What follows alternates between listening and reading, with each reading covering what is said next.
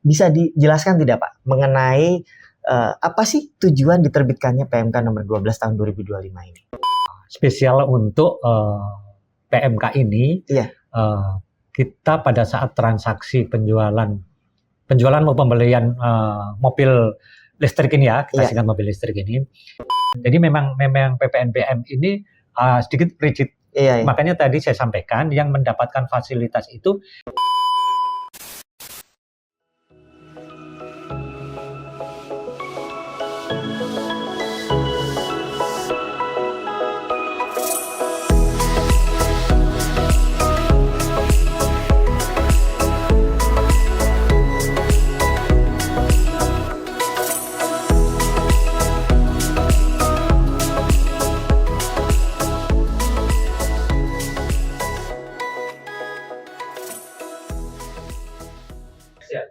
Assalamualaikum warahmatullahi wabarakatuh. Waalaikumsalam warahmatullahi wabarakatuh. Halo kawan pajak semua, selamat datang kembali di YouTube channel KPP Wajib Pajak Besar 1 yang selalu mengedukasi dan menginspirasi. Dan bagi kawan pajak yang saat ini sedang menjalankan ibadah puasa, semoga lancar ibadah puasanya sampai akhir bulan Ramadan. Amin ya rabbal alamin. Senang sekali rasanya hari ini saya sudah berada di studio lantai 16 KPP Wajib Pajak Besar 1 bersama saya Adi Wiono. Dan sudah hadir di tengah-tengah kita bersama narasumber pada edisi kali ini. Beliau adalah Koordinator Penyuluh Pajak di KPP Wajib Pajak Besar 1, Bapak Yusuf Widodo. Apa kabarnya Pak Yusuf? Alhamdulillah baik Mas Adi. Mas Adi, gimana kabarnya selama puasa ini? Alhamdulillah lancar Pak puasanya. Masih. Semoga kita bisa menjalankan ibadah puasa sampai akhir. Amin. Nah, Pak Yusuf dan kawan pajak semua, seperti yang kita tahu, pemerintah saat ini sedang mendorong percepatan peningkatan ekosistem kendaraan listrik berbasis baterai. Yang salah satunya adalah melalui insentif perpajakan. Ya. Erat dengan hal tadi, tema yang akan kita bahas kali ini juga akan mengulas insentif berupa PPN dan PPNBM yang ditanggung pemerintah untuk kendaraan bermotor listrik yang mana ini diatur di dalam Peraturan Menteri Keuangan Nomor 12 Tahun 2025 yang diterbitkan pada tanggal 4 Februari 2025. Nah, saya akan meminta bantuan narasumber kita hari ini, Pak Yusuf. Mohon tolong dibantu nih, Pak. Siap. Menjelaskan ketentuan yang ada di PMK ini. Ya. Baik, kita mulai ya, Pak Yusuf. Boleh, monggo. Yang pertama nih, Pak Yusuf ya. Bisa dijelaskan tidak, Pak, mengenai apa sih tujuan diterbitkannya PMK nomor 12 tahun 2025 ini? Oke, terima kasih Mas Adi. Ya. Mungkin saya perlu sedikit ini menambahkan sedikit. Ya. Tadi yang Mas Adi sampaikan itu kan insentif terhadap mobil kendaraan bermotor listrik berbasis baterai. Baik. Itu, dan satu lagi sebenarnya ada juga mobil hybrid. Oh, baik. Jadi yang mendapatkan fasilitas di samping mobil listrik, ada juga mobil hybrid. Baik. Nah, balik lagi, ini kenapa dikeluarkan PMK ini? Ini diberikan supaya mendukung kebijakan pemerintah dalam mendorong pengurangan emisi karbon. Baik. Gitu. Emisi karbon itu biar lebih rendah. Karena tahu sendiri Mas Adi ya, karena nanti kalau begitu banyak mobil yang emisi karbonnya tinggi, kita khawatir kita tidak bisa menjaga bumi ini. Gitu. Jadi kita pemerintah berharap dengan memberikan insentif ini akan orang lebih tertarik dan akan membeli. Kalau sama-sama pengen membeli mobil, diharapkan lebih memilih mobil yang beremisi karbon rendah. Nah, itu yang pertama. Terus yang kedua, ini diharapkan memberikan multiplier effect. Ya. Jadi kan ini yang diharapkan nanti untuk mobil listrik pun nanti yang ada syarat dan ketentuan. Artinya tidak semua mobil listrik mendapatkan fasilitas. Gitu. Terus untuk mobil yang hybrid pun itu juga ada ketentuannya. Jadi tidak semua. Artinya nanti ini diberikan kepada kendaraan bermotor listrik berbasis baterai tertentu. Baik. Dan mobil hybrid yang bahasa secara aturannya itu namanya low carbon emission vehicle. Baik. Nah, gitu. Jadi artinya mereka yang mengeluarkan emisi karbon yang rendah, gitu. Oke. Atau tadi mungkin disingkatnya LCEV ya, Pak ya? LCEV. Low gitu. Carbon Emission Vehicle. Ya, itu. Nah, baik, Pak Yusuf, ini mungkin kalau saya perhatikan ya Pak Iya. Yusuf, ini kan tahun kemarin juga ada nih kalau Iya, nggak salah betul. PMK yang serupa gitu ya. Ya, Nah betul. mungkin bisa dijelaskan Pak, bedanya apa nih dengan insentif yang sudah ada tahun kemarin? Oke, Mas Adi. Sebenarnya kalau diperhatikan, ini kan program pemerintah yang berkelanjutan. Iya. Ini kan tujuan yang saya sampaikan tadi kan. Iya, betul. Di samping untuk menjaga emisi karbon yang rendah, juga memberikan multiplier efek bagi pengusaha-pengusaha lokal dalam negeri ya. Ini pengusaha lokal itu bukan suatu daerah tapi dalam negeri untuk lebih bergerak dan secara perekonomian dia akan bergerak dan menghasilkan, artinya roda perputaran perusahaan itu akan berjalan. Makanya tadi tertentu kan. Betul. Tidak serta-merta mobil listrik yang dari luar negeri kita impor 100% itu dapat fasilitas, enggak. Ini nanti ada batasannya ya Pak ya. Ada batasannya. Terus kenapa tahun kemarin ada kok kemarin ini? Nah ini sebagai pertanggungjawaban di APBN Mas. Baik. Karena kan ini nanti biar ketahuan masyarakat yang memanfaatkan insentif itu berapa. Iya. Jadi memang ini sebagai pertanggungjawaban APBN. APBN kan dibuatnya setiap tahun. Iya. Jadi tahun kemarin ada, maka dibatasi untuk tahun 2024. Terus ini pun nanti ada dibatasin tahun 2025 saja. Tidak menutup kemungkinan nanti tahun 2026, 2027 masih ada, tapi tetap biasanya dibatasi dengan tahun anggaran. Jadi sesuai dengan APBN. Karena pemerintah juga sudah merencanakan kira-kira nanti yang akan keluar berapa, sumber dananya dari mana, mungkin itu. Gitu. Baik. Oke, jadi ini kaitannya dengan pertanggungjawaban nanti untuk APBN ya. Betul. Baik, ini saya kembali lagi nih. Tadi Pak Yusuf sempat sebutkan terkait batasan mengenai yang bisa diberikan insentif. Nah, ini mungkin bisa dijelaskan lebih lanjut Pak. Kendaraan bermotor listrik berbasis baterai yang dapat, kita bicaranya yang PPN dulu nih Pak ya. Yang PPN dulu, ini yang dapat insentif PPN tadi, ini batasan atau syarat dan kriterianya seperti apa Pak? Mas Adi, untuk kawan pajak semua, memang seperti yang tadi saya sampaikan kan, tidak semua mobil listrik mendapat fasilitas. Nah, ini batasannya begini, kalau mobil listrik itu punya tingkat komponen dalam negeri, yang biasa kita sebut TKDN itu minimal 40%.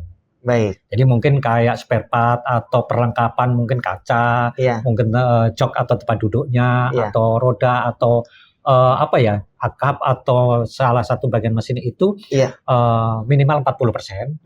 Dia mendapatkan insentif atau fasilitas PPN ditanggung pemerintah sebesar 10%. Baik, itu yang bentuknya mobil ya. Untuk yang mobil. Ada juga yang bis juga begitu.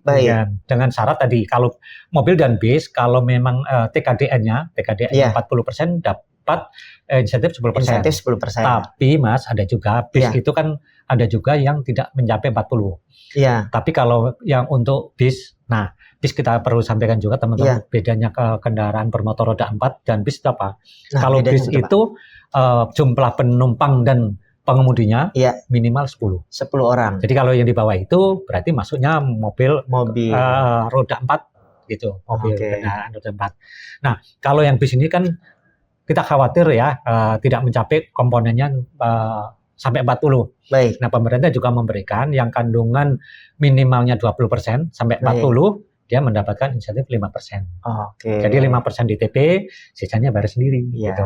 Jadi pengusaha bis tidak perlu khawatir walaupun TKDN-nya rendah, tetap punya kesempatan ya Pak. Nah, makanya diharapkan kalau mau insentif yang besar, DTP-nya berarti mencari atau memilih kendaraan yang TKDN-nya 40%. Baik, pasti ditingkatkan ya Pak TKDN-nya ya. Karena dengan kita meningkatkan TKDN itu berharap para supplier atau yang di industri itu kan biasanya mobil itu dibikin pasti ada kan spare part atau barang-barang itu mungkin dari rekanan atau apa mereka itu. Nah, itu untuk mendorong perekonomian di situ Mas. Baik. Oke. Pak Yusuf, tadi kan ini disebutkan untuk PMK ini kan adalah untuk tahun anggaran 2025. Ya, betul. Nah, ini untuk pembuktiannya dia digunakan untuk tahun anggaran 2025 ini seperti apa? Nah, untuk mengetahui ini kan harus ada dokumen. Betul. Nah, dokumen ini gampang. Sebenarnya tidak perlu kita membuat dokumen tersendiri. Pada saat pembuatan faktur pajak, kan sama. Pada saat kita penyerahan barang di Undang-Undang PPN, peraturan ini pajak penambahan nilai, setiap penyerahan itu harus dibuatkan faktur pajak. Nah, itu yang kita lihat faktur Baik. pajaknya dibuat tanggal berapa. Oke. Nah, ini untuk pertanggungjawaban di APBN tahun 2005. Nanti yang fakturnya dibuat mulai dari tanggal 1 Januari sampai 31 Desember 2025 Baik. itu yang bisa dilakuin. Oke. Dan balik lagi pelaporannya itu seperti biasa. Oke. Kan di akhir masa berikutnya paling lambat. Iya. Nah, untuk tahun anggaran 2025 ini bisa dilaporkan paling lambat tanggal Baik. 31 Januari tahun 2026 Baik. untuk masa Desember. Dan bisa juga kalau memang di tahun-tahun masa-masa sebelumnya ada pembetulan, Iya. itu pun juga dibatasin, Mas. Sampai? Sampai 31 Januari 2026-nya. sama juga ya, Pak ya, 31 Januari. 2026.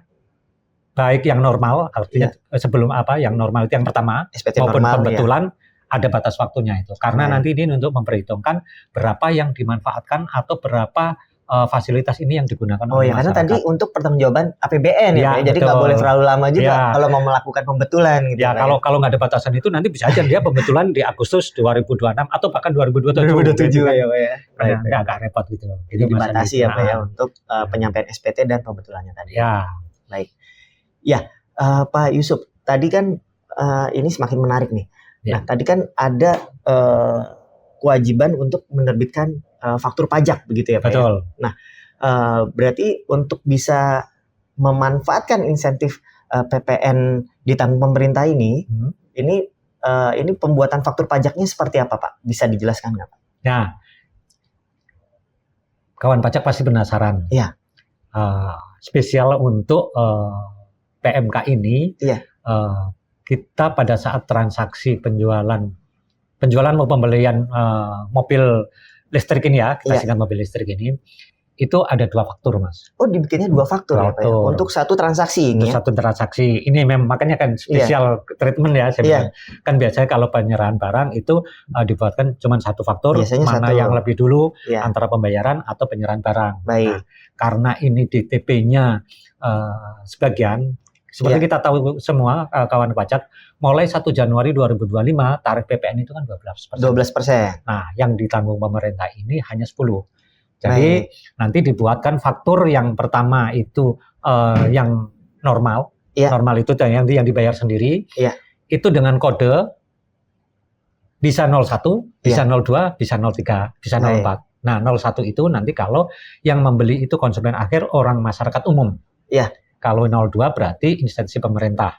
Baik. Yang ketiga, kode 03 itu apabila yang membeli pemungut non instansi pemerintah. Baik. Maksudnya siapa tahu BUMN yang sudah ditunjuk untuk memungut PPN itu dengan 03.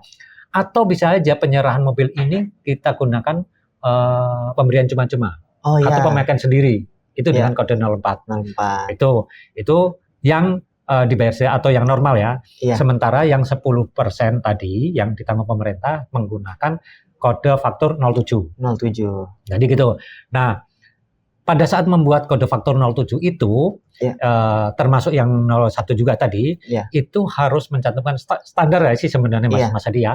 Harus uraian atau deskripsi barang itu harus lengkap. Merek, jenis kendaraan, terus serinya, dan termasuk jangan lupa nomor rangka. Oke. Ini mengidentifikasi jangan sampai saya membeli taruh mobil A, tapi ternyata nomor rangkanya nomor lain. Ini untuk jadi bisa dibilang kalau ini untuk memastikan kalau dia identitasnya hanya untuk kendaraan itu saja. Baik. Dan jangan lupa dikasih keterangan atau tulisan PPN DTP sesuai dengan peraturan Menteri Keuangan nomor 12 tahun 2005 menunjuk ke PMK ini. Baik. Atau kalau dulu tuh cap fasilitas. Nah, cap fasilitas. Kalau sekarang kan sudah computerized ya. Jadi nanti bisa dipilih itu fasilitas itu. Karena banyak memang karena gini Mas Adi ya. Di tahun 2025 ini memang ada banyak fasilitas DTP. Kayak rumah, mobil. Nah, ini biar mengetahui ini sebenarnya penyerahan yang mana ya, Pak, fasilitasnya gitu ya, Pak. Itu. Oh iya. Tadi kan itu untuk yang dia dapat insentifnya yang 10%. Tadi kan ada yang 5% ya, Pak ya? Oh iya. Yang untuk bis ya tadi kawan pajak. Nah, yang untuk 5% berarti 5% sama tadi yang seperti yang mobil roda 4 yang dapat 10, berarti yang 10 yang ini yang 5 DTP, DTP. berarti sisanya 7 yang kondisi normal. Yang tadi ya 01, 02, atau 03 itu. Ya, itu makanya harus dikasih keterangan. Saya berharap semua baik 01 maupun 07 semua dikasih keterangan. Karena gini Mas Adi, kenapa kalau yang normal pun harus dikasih keterangan itu? Takutnya nanti loh, kok seperti ini, kok tarifnya beda untuk menentukan. Karena takutnya nanti kalau tidak dikasih keterangan, itu dianggap kayak kurang adanya pengenaan PPN. Ya kan? Jadi kalau gini, kalau yang contohnya yang dapat fasilitas 10%, kan yang faktur normalnya kan cuma 2%. 2%. Nah itu kan kalau loh, kode 01 kan harusnya normal. Harusnya, dengan harga sekian. 12 ya Pak ya? Nah gitu, dan kalau ada keterangan, oh ya ini berarti ada keterangan gitu. Itu masalah. Oke, jadi supaya tidak dianggap ini kurang bayarnya gitu ya Pak ya? Itu.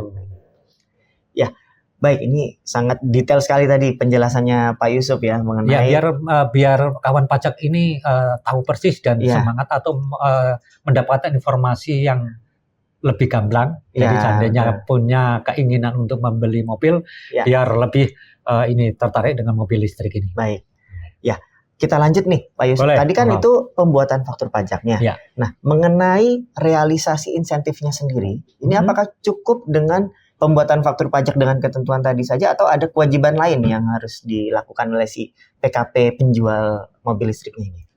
Sebenarnya gini, untuk sebagai penjual kawan pajak semua, siapa tahu kawan pajak ini sebagai penjual mobil listrik tadi kan, sebenarnya dituntut adanya laporan. Betul. Tapi jangan khawatir kawan pajak semua, laporannya ini tidak dalam bentuk laporan tersendiri atau jenis tersendiri. Cukup ya, Pak ya? Dimasukkan di faktur itu dimasukkan atau dilaporkan di SPT masa. Itu sudah dianggap melaporkan. Baik. Jadi memang di peraturan menteri ini harus syaratnya kan dibuat faktur dan dilaporkan. Karena pelaporan ini tadi sama kan untuk menghitung penggunaan yang dimanfaatkan pemerintah. Tapi laporannya cukup dimasukkan di SPT masa. Simple gitu. Simple ya. Jadi tidak perlu laporan yang terpisah ya Pak ya. Tidak perlu ada pembebanan aktivitas lain bagi kawan pajak semua.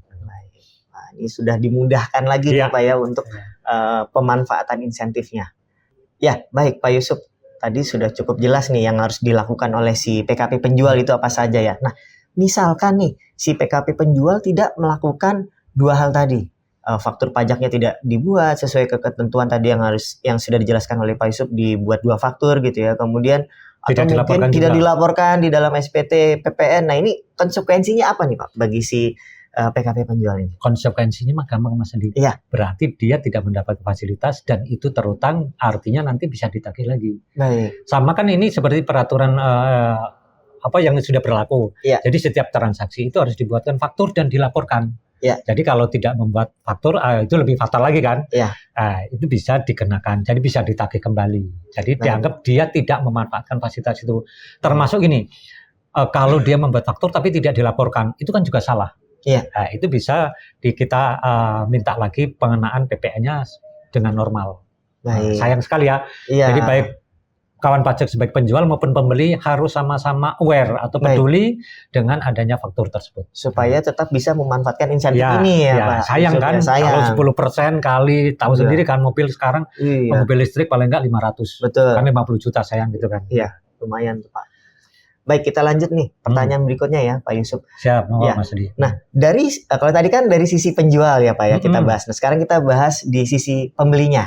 Nah, bagi si pembeli ini boleh tidak Pak mengkreditkan faktur pajak yang dapat insentif ini Pak? Kan udah dapat insentif, masa dikreditkan lagi, minta 2 kali. Udah nggak dibayar ya? Udah dia nggak bayar, mau dikreditin. Tapi kalau untuk kawan pajak yang membayar sendiri, yang sisanya tadi, yang kode 01 tadi, itu bisa dikreditkan. Artinya yang 07 tidak. Baik, berarti yang tidak dapat insentif itu boleh dikreditkan. Tapi tetap aja Mas. Sepanjang itu berhubungan dengan 3M. Baik, jadi harus diperhatikan juga mengenai hubungan 3M-nya. Memperoleh, mendapatkan, dan memelihara. Baik. Nah, Pak Yusuf, kira-kira selain kalau insentif ini kan tadi nggak perlu atau ditanggung pemerintah tadi ya, sebagian dari tarif 12% itu 10% atau 5%-nya ditanggung sama pemerintah. Nah, selain ada beban pajak yang ditanggung oleh pemerintah, kira-kira ada hal menarik lain tidak dari insentif PPN mobil listrik ini, Pak? Ini si penjual atau pembeli dulu, Mas? Baik. Kalau dari penjual dulu, Pak. kalau penjual ini kalau dia memang memanfaatkan ini, Iya. kalau nanti status SPT-nya itu SPT masanya LB, Kemungkinan akan LB ya Pak, ada karena dia kemungkinan karena dia menerimanya lebih kecil dapat kan. insentif tadi ya Pak ya, Itu, penjualannya ya. penjualan gitu. Jadi pada saat dia statusnya LB, dia bisa memanfaatkan fasilitas pengembalian pendahuluan. Baik. Walaupun dia bukan PKP yang punya status resiko rendah, Oke. tapi kalau dia sudah menyerahkan sudah menyerahkan mobil listrik ini, dia otomatis bisa manfaatkan itu dan tidak perlu minta keterangan kalau dia berstatus resiko rendah. Wah, ini saya agak emes nih Pak. Jadi dia bisa ajukan pengembalian pendahuluan dengan melalui mekanisme PKP resiko rendah, tapi tidak perlu ditetapkan terlebih dahulu. Ya, baik wajib pajak maupun dari DJP sendiri juga tidak perlu menerbitkan secara jabatan. Karena ini sudah di generalisir, maksudnya di aturan di PMK 12 ini sudah mengatur kalau penjual itu menyerahkan mobil listrik ini, berarti bisa memanfaatkan itu otomatis gitu Mas. Jadi gitu. Jadi artinya kan logikanya karena balik lagi Mas tadi semangatnya untuk memberikan multiplier effect tadi, biar mereka juga tidak merasa ya saya mendapatkan fasilitas ternyata si pembeli aja, si penjual nggak dapat. Padahal kan dia untuk perputaran cash flow-nya dia harus benar itu. Jadi biar lebih liquid, artinya cash flow-nya lebih ini. Itu bagi si penjual. Tapi kalau si pembeli, nah kan udah jelas dapat insentif tadi kan. Jadi bayarnya, jadi secara total harga perolehan totalnya itu kan pasti lebih murah. Dan apalagi kalau kayak masyarakat di kota-kota yang menerapkan jalur ganjil genap. Ini kan tidak berlaku Mas kalau mobil listrik. Bisa dipakai tiap hari ya Pak ya? Bisa tiap hari tanpa memperhatikan, hari ini tanggal berapa ya, ganjil atau genap mobil kita apa ya. Nah ini salah satu keuntungan. Kalau kita memanfaatkan mobil listrik tersebut. Gitu, Mas. Ya, jadi berarti tadi bisa dia mengajukan pengembalian pendahuluan PKP risiko rendah asalkan di bulan itu dia ada transaksi. Ya Pak ya. Saya tambahkan lagi. Selama dia di bulan atau masa itu menyerahkan mobil itu kepada pihak lain dan pihak lain pun itu yang bukan pemberian cuma-cuma atau penjualan ya. Karena kan gini, kalau memang dia mengeluarkan mobil tapi ternyata pemberian cuma-cuma atau pemakaian sendiri itu tidak termasuk. Jadi harus dijual gitu. Jadi memang harus ada syarat itu. Karena nanti kalau nggak gitu takutnya nanti dimanfaatkan sendiri gitu kan gitu. Gitu Mas Adi, harus artinya sudah ada yang beralih dari penjual ke pembeli. Ada penjualan lah ke konsumen begitu ya Pak ya, supaya dia bisa memanfaatkan pengembalian pendahuluan ini. Betul. Begitu, ya. Baik. Nah tadi nih kita udah bahas nih Pak mengenai PPN. Sekarang kita beralih ke PPNBM boleh ya Pak ya? Boleh. Baik, kita coba bahas PPNBM-nya nih sekarang nih. Tadi kan disebutkan yang dapat PPNBM itu yang LCEV ya Pak ya? Nah ini kira-kira kendaraannya apa aja yang dimaksud LCEV ini Pak? Gini aja deh kawan pajak ya Mas Adi, kita mungkin membedakan gini. Untuk fasilitas DTP PPN ditanggung pemerintah itu untuk mobil listrik. Nah untuk yang mendapatkan fasilitas insentif PPNBM pajak penjualan atas barang mewah itu untuk hybrid. Baik, mobil hybrid ya. Mobil hybrid artinya tidak full listrik. Kalau yang tadi PPN kan listrik, tidak ada bahan bakarnya. Kalau hybrid ini kan masih ada sebagian. Ada yang menggunakan bahan bakar ya. Nah, ini yang tadi Mas Adi sampaikan, yang LCEV tadi, itu ada full hybrid. Baik. Full hybrid itu pada saat dia berhenti, dia otomatis mematikan mesin. Terus pada saat pengeremannya itu ini. Terus dan mereka yang full itu bisa menggerakkan mobil itu sendiri di waktu dan kecepatan tertentu. Ya, kalau yang semi itu dia tidak bisa menggerakkan, tapi pada saat pengereman berhenti, itu kan kayak seperti ini Mas. Kalau kita berhenti di lampu merah, kan berapa menit? Itu kan daripada itu biasanya mesin berhenti. Nah itu yang hybrid model gitu kan. Atau juga yang bisa namanya plug-in hybrid. Plug-in hybrid ini mobil yang ada minimal satu mobil listrik, mesin listrik dan satu mobil yang berbahan bakar minyak. Nah itu mendapatkan fasilitas PPN ditanggung pemerintah. bukan PPN ya, PPNBM, pajak penjualan barang mewah itu sebesar 3% kali harga jual. Oh, baik. Harga jual. Iya. Nah, sama Mas ini tadi. Iya. Kalau yang PPNBM ini, seandainya dia dikenakan PPNBM itu taruhlah 6%. Baik. 6% dari 6%. PPNBM. Iya. Jadi yang PPN itu juga nanti langsung dikurangkan. Jadi yang ditulis di faktur itu hanya yang sisanya. Baik. Kan gini, kalau perhitungan PPNBM-nya kan begini. Harga mobil taruhlah 500 juta. Baik. 500 juta. PPN-nya 12%. 12%. Berarti 60 juta. 60 juta. Nah, PPNBM-nya ini ada variannya. Baik. Ya, karena kita beranggapan PPNBM-nya ini kena 8%. Ini karena tarif PPNBM dia ada macam-macam ya Pak ya. Ada tergantung ya. Dia konsumsi bahan bakarnya biasanya Ya. konsumsi harga kriterianya gitu kan. Baik. Pemakaian konsumsi. Variasinya banyak ya Pak ya. Itu. Nah, kalau seandainya dia dapat taruh 8%. 8%. PPNBM-nya ini Pak ya. PPNBM-nya. Ya. Nah, balik lagi Mas, PPNBM itu tidak serta-merta untuk menghitung PPNBM itu tidak taruh 8% kali harga jual. PPNBM itu ada kriterianya. Nah, dia itu dikenakan yang 15% atau tidak.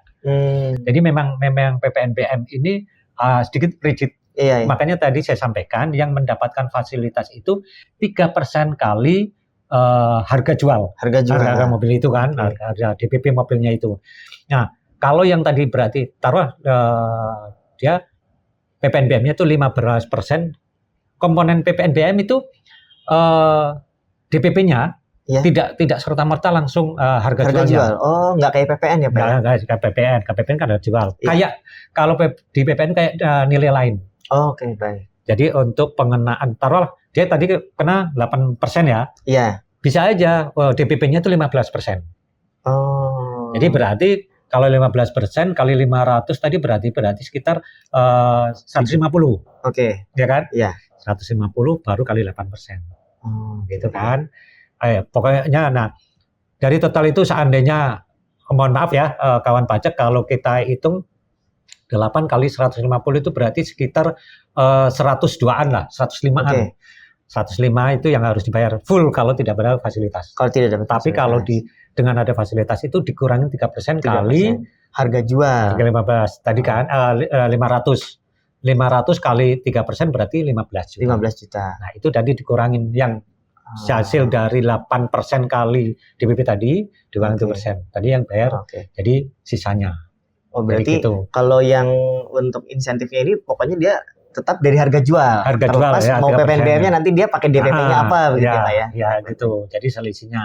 Jadi kawan pajak mungkin biar lebih memahami mungkin bisa menanyakan ke penjualnya atau salesnya kira-kira harganya berapa, mungkin biar kita lebih transparan untuk mengetahui itu Mas Andi gitu. Baik. Nah, kalau tadi kan yang insentif PPN itu kan dia pembuatan faktur pajaknya khusus ya Pak ya? Nah ini kalau yang PPNBM juga ada ketentuan khususnya nggak Pak? Kayak tadi kan dibikin 2 faktur. Kalau ini langsung 1. Oh cukup 1 aja? Cukup 1, karena PPN-nya 1, terus tinggal PPNBM-nya tadi dihitung tadi kan. Oh langsung dikurangin aja berarti ya Pak ya? Selisihnya aja Baik. dibayar.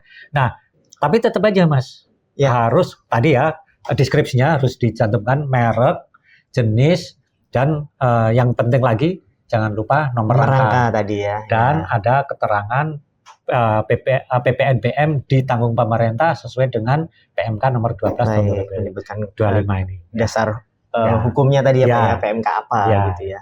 Balik lagi kalau nggak ada itu takutnya nanti ditagih sesuai dengan kondisi normal kan lumayan. Gitu. Jadi kalau nggak membuat faktur pajaknya sesuai ketentuan tadi dan juga tidak dilaporkan gitu ya, itu nanti bisa ditagih juga oleh DJP. Demikian juga kalau memang tidak ada keterangan itu.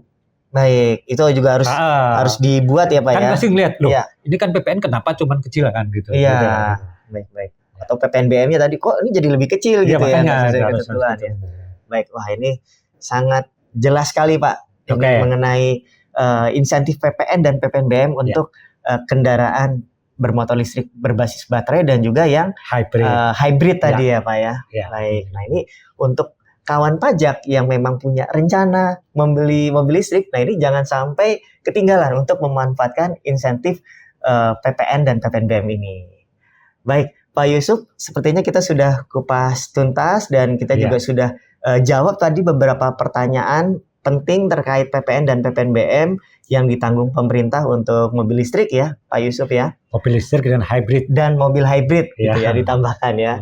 Baik, dan saya juga mau mengingatkan kepada kawan pajak semua, jika kawan pajak masih ada pertanyaan yang mengganjal, boleh loh untuk mampir ke sosmed kita, baik itu di Instagram, Twitter, ataupun YouTube KPP Wajib Pajak Besar 1, dan kawan pajak nanti bisa meninggalkan komentar atau direct message di sana. Baik, sebelum kita tutup podcast kita kali ini, mungkin ada closing statement yang bisa disampaikan oleh Pak Yusuf, silakan Pak. Oke, terima kasih tadi. Pemerintah tidak henti-hentinya memberikan insentif ini guna menciptakan udara yang lebih bersih dari emisi karbon. Baik. Jadi ini salah satu program pemerintah untuk menciptakan bumi kita tetap go green. Ya. Dan jadi biar lebih lestari dan kita tetap dengan kualitas udara yang lebih sehat lagi. Dan kita berharap perekonomian dalam negeri pun ikut terangkat karena insentif ini diberlakukan dengan syarat kalau ada komponen dalam negeri atau yang yang diciptakan oleh supplier atau itu lebih bergerak secara lebih maju lagi gitu. Jadi tidak henti-hentinya pemerintah memberikan dorongan, memberikan insentif guna menjaga stabilitas ekonomi terutama di sektor industri mobil ini tetap berjalan dengan baik. Mudah-mudahan dengan dikeluarkannya peraturan ini kawan pajak bisa memanfaatkan sebaik-baiknya, apalagi kalau ini kan siapa tahu Mas buat libur mudik ini bukan libur lebaran ini bisa memanfaatkan, siapa tahu yang punya keinginan untuk membeli mobil atau untuk memberikan hadiah kepada kerabat sebagai THR bisa memilih ini karena di samping banyak insentif itu tadi juga ada fasilitas tadi kan yang dimanfaatkan tidak bisa memanfaatkan ganjil genap. Itu kan yang penting bagi kita. Keuntungannya Pak ya kalau punya mobil listrik ya. Baik, terima kasih Pak Yusuf ini sudah mau berkenan hadir di tengah-tengah kita hari ini, dan saya juga mengucapkan terima kasih kepada kawan pajak semua yang sudah stay tune dari awal sampai akhir. Dan jangan lupa untuk follow akun kita untuk mendapatkan informasi seputar perpajakan lainnya. Sampai jumpa di edisi berikutnya. Akhir kata saya Adi Wiono dan saya Yusuf Widodo. Wassalamualaikum warahmatullahi wabarakatuh. Pajak kuat, APBN sehat.